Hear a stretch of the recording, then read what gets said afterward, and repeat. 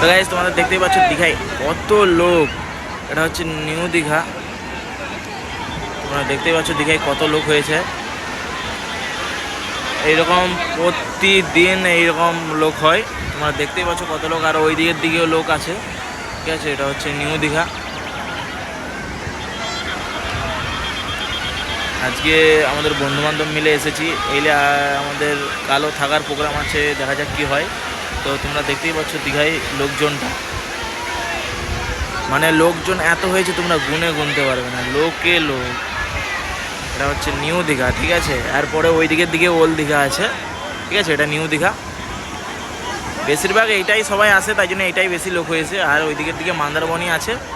ঠিক আছে, আমরা প্রথমে মন্দারমণিতে ছিলাম, তারপরে এই দিকের দিকে এলাম। ঠিক আছে, এদিকে দিয়ে দেখলাম তো প্রচুর লোক। আর মন্দারমণিতে সেরকম একটা লোক হয়নি, ওটা নিরিবিলি জায়গা। আর লোক দেখতেই পাচ্ছ তোমরা। নিউ দীঘা ফেমাস নামে পরিচিত নিউ দীঘা। তোমরা দেখতেই পাচ্ছ যে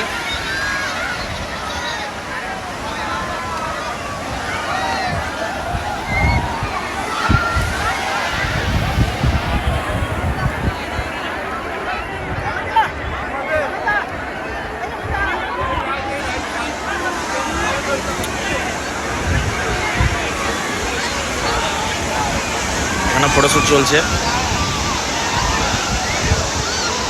এখানে তোমরা বেড়াতে আসতেই পারো। এখানে মোটামুটি যে বেড়াতে আসবে কিন্তু সে মজা করেই যাবে। মোটামুটি এত মানে এত লোক